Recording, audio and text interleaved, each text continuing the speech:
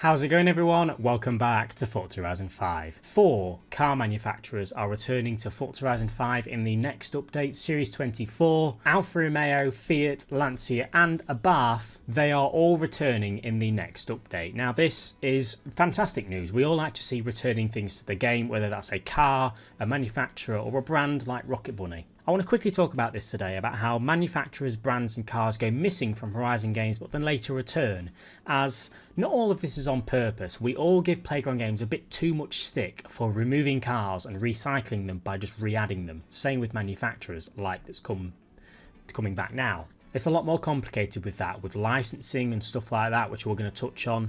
And we're also going to touch on what potential cars will be coming in Series 24 as well, as we've got all sorts of Alfa Romeos and Lancias to look forward to, etc, etc.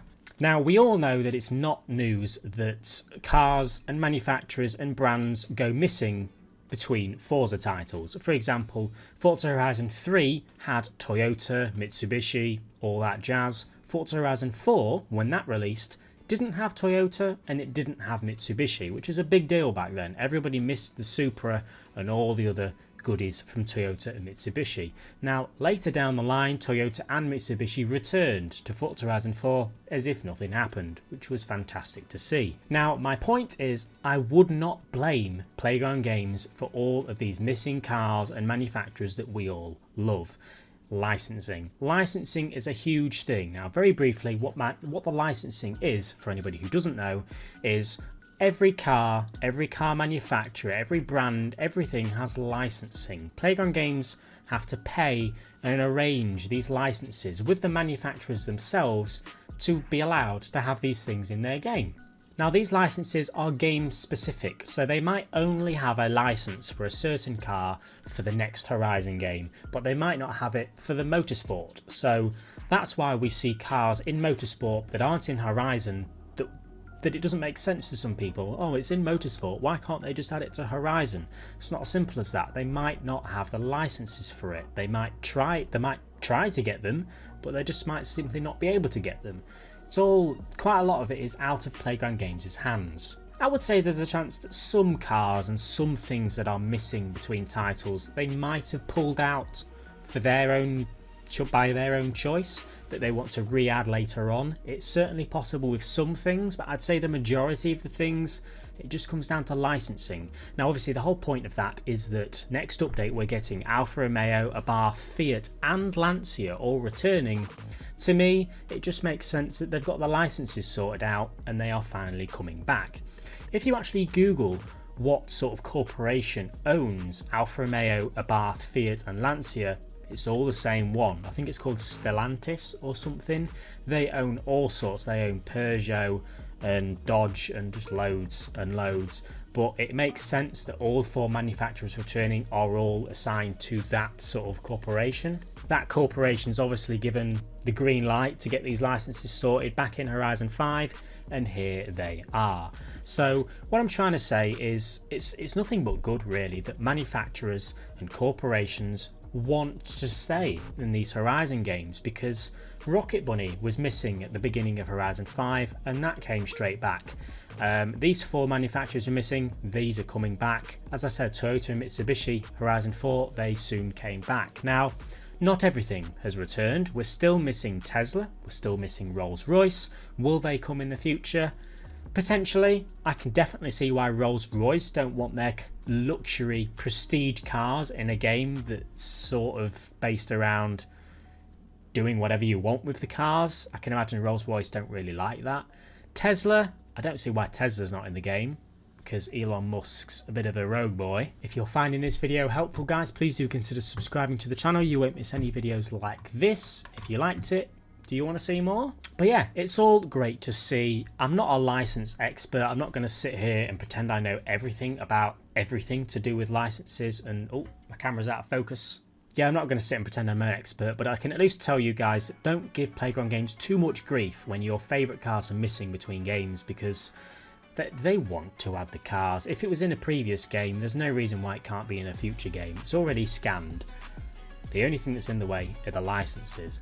Now, over on GT Planet, a user called Nuclear Bomb, I think his name was, he's got a spreadsheet that he's kept up to date since the game's release. I think this is up to Series 22, so it's very, very recent. All of the cars that are marked in blue are new to Forza. All of the cars that are marked in orange have been returned cars that weren't in the game at launch but were added later on that were from previous Horizon games. You see what I mean? So at the moment it's a total of 75 cars that weren't in the game at release have later been eventually added to the game. They've got to negotiate these. They might have been able to extend the license for these for Forza Horizon 5 and they might disappear again for Forza Horizon 6. I'm sure you get where I'm trying to go now. It's certainly not all the blame on Playground Games, and I would say they do a pretty damn good job at giving us lots of new cars while also returning some of the older cars that we want back. I mean, look at all of them cars that are marked in blue. That's a lot of cars. Now I've had a look back at Forza Horizon 4 and had a look what Abarths, Alfa Romeos, Fiats and Lancias were in the game back then to see what cars might be coming in the next update because, you know, they're returning obviously. Abarth, we have the 124 Spider, the 695 Biposto, the Fiat 131 and the 595 I don't know how to say that. Assess. Alfa Romeo, we have the Giulia Quadrifoglio, we've got the Alfa Romeo 4C, the 8C Competizione, the 33 Stradale, which was the fastest car in Forza Motorsport 5. We've got the Giulia Sprint GTA Stradale, the Giulia TZ2, the P3.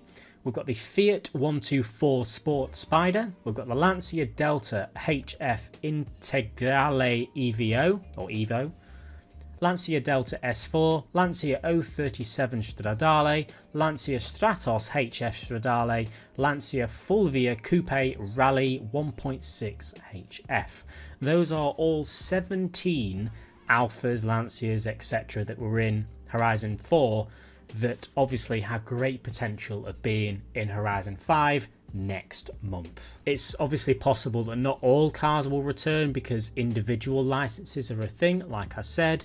Some of them might have exclusive licenses for Forza Motorsport, so they're not allowed in Horizon. It's all possible, but those are all of the candidates for what's coming in Series 24 if we're only getting the returning manufacturers. So that's great to see. I can't wait till Series 24. I'm definitely, Alfa Romeos are probably the ones that I'm most interested in. I'm definitely going to be jumping into some of them. And it also opens the gateways for any new Alfa Romeos, any new Lancias, Fiats, any new cars to finally come to the game that they've just not been able to do because the manufacturer isn't even in the game, full stop. Sort of rambled on a little bit in this video, but I wanted to talk a little bit more in detail about them returning manufacturers and a little bit how it works as well. Leave a like if you've enjoyed, everyone. Let me know in the comment section below what you're looking forward to the most, and I'll see you all later when we know more about Series 24.